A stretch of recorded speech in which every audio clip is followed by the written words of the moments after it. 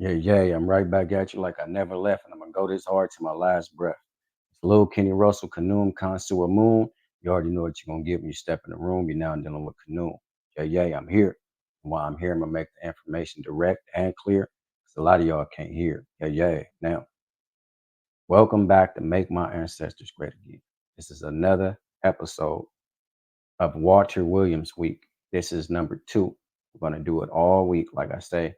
If you guys want to take this ride with me, you're welcome to do so. If you guys want to wade into my thoughts or whatever the case may be, I'm not sure why a person would do that, but it's at your discretion. You can take this ride with me. We're honoring a great king. Um, a lot of times I say my brother, but he's a father of a lot of scholarship, and he's a leading man in a lot of different scholarships and a lot of um, groundbreaking research that no one has ever even thought about challenging. Okay. A lot of times people accept things the way they are, and that's just that.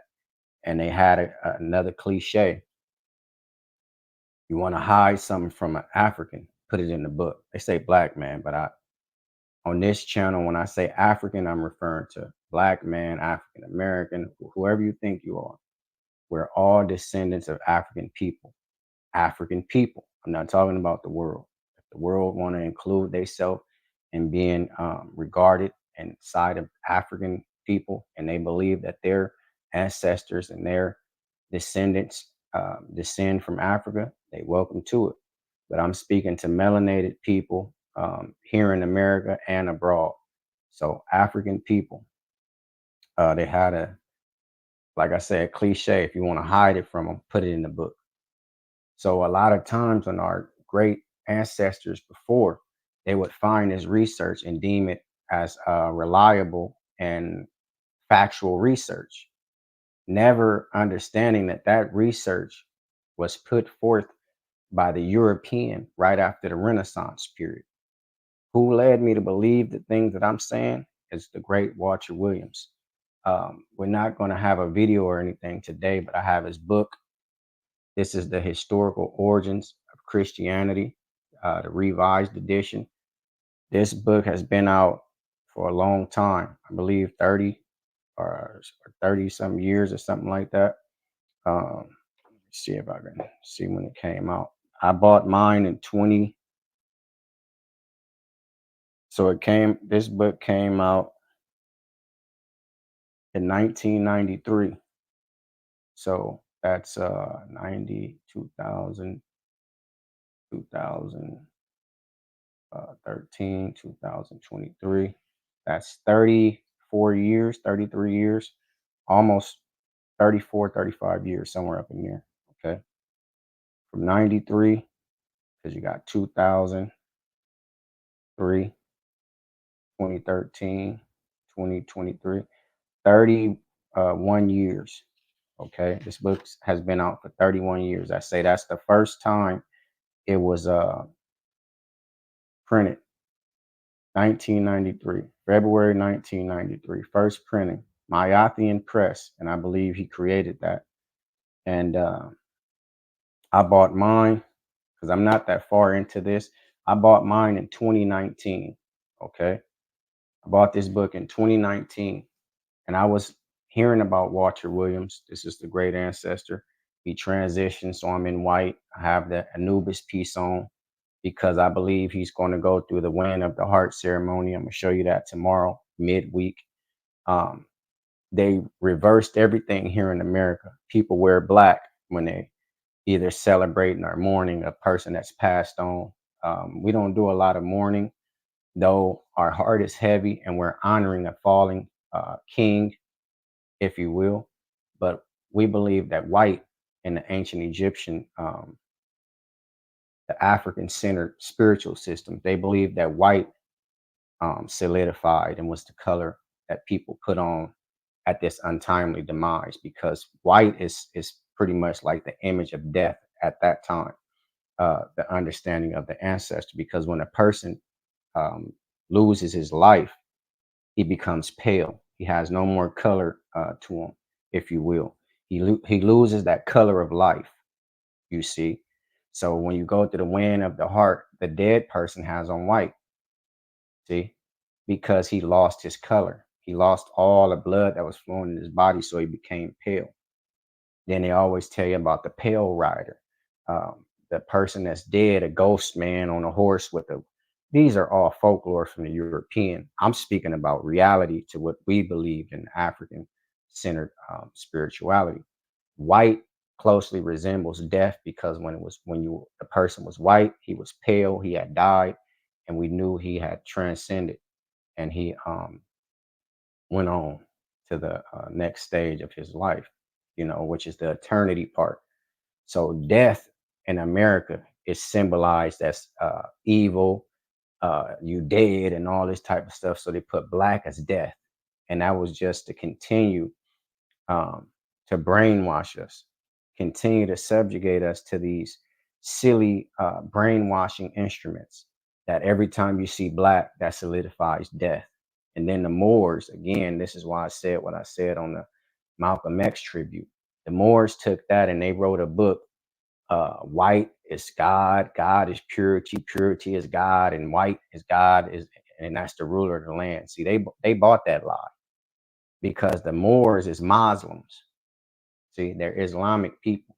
So they bought that lie from the pale Arabs. Okay.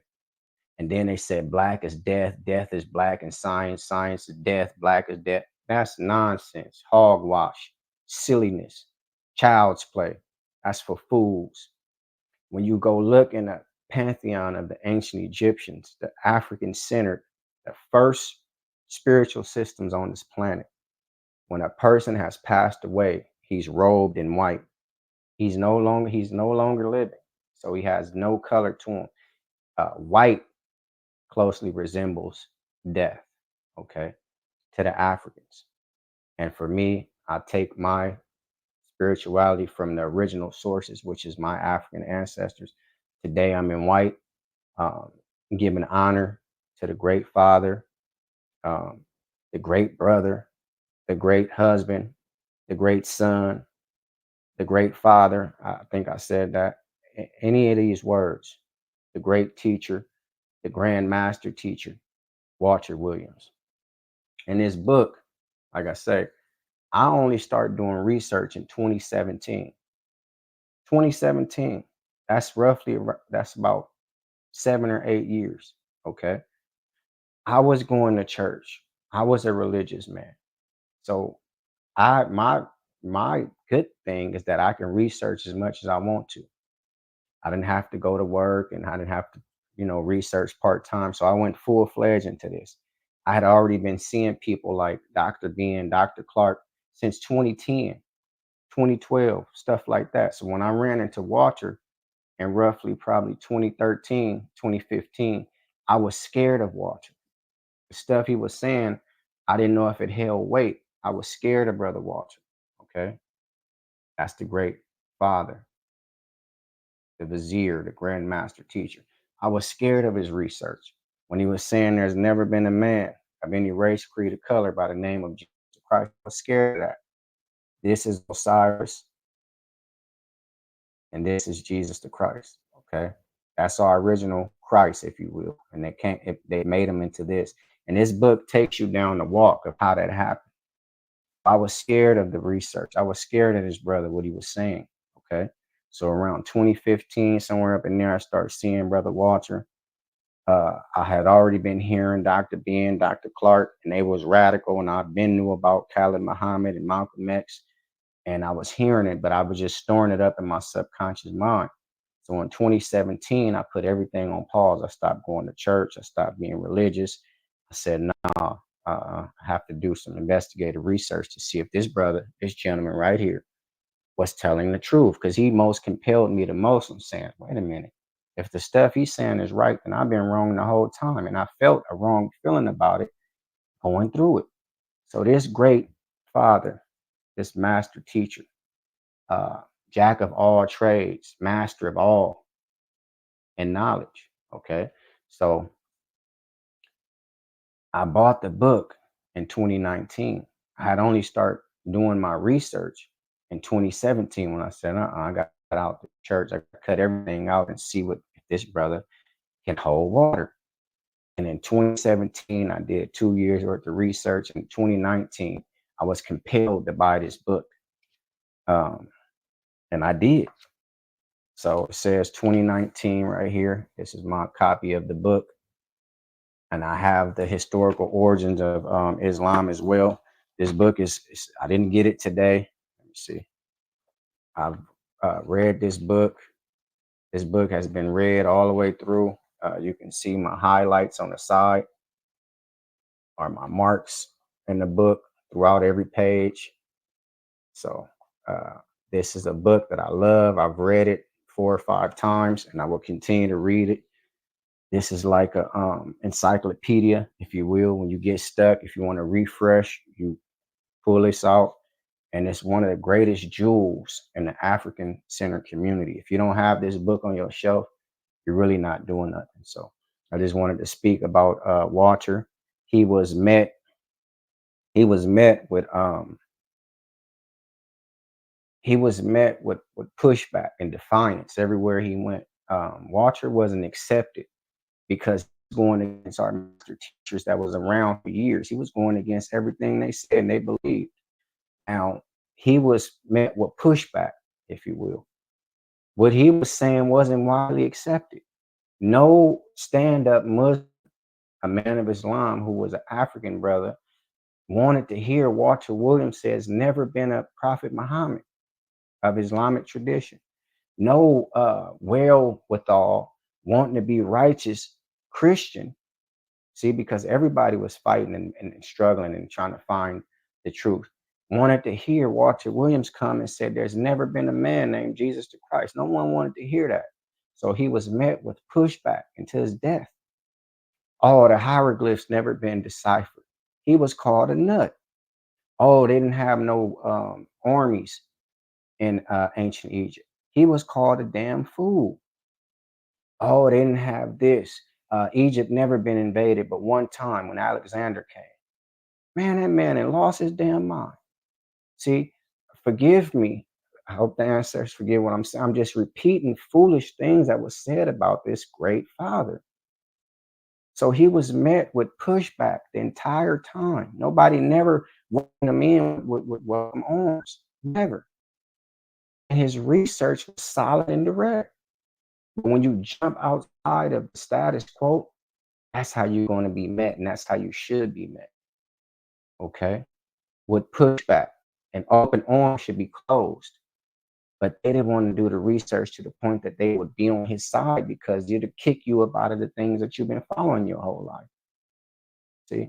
So we'll be back tomorrow. We're going to continue with the great father, the master teacher, the grand master, Walter Williams from Chicago, Illinois.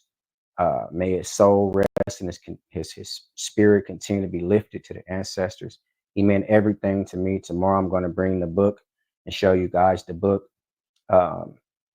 Historical Origins of Islam. This one is called The Historical Origins of Christianity. It's been out 33 years, 34 years, somewhere around there, because 93 to 2024, that's 30 something years, 34 years. So the brother has been around. That's it for today. May he rest. We love you, Walter Williams. It's Lil Kenny Russell, Kanoum, Consul Moon. You already know what you're gonna get when you step in the room. You're now dealing with Kanoum. Yeah. This is what I do. And I love to do it. And before I take back what I said, I add some more to it. Again, our hearts is heavy. We mourn for a certain amount of time, then we celebrate. I'm already in the stages of celebratorial celebrations, and my body is speaking that I'm still mourning, but my spiritual consciousness is celebrating um, the brother transitioning into eternal life of eternity. Okay, so like, share, subscribe, comment. Thank you for watching, and remember, education and preparation is the first step to retaliation. So before you pick up a weapon, pick up some knowledge. Yeah, yeah.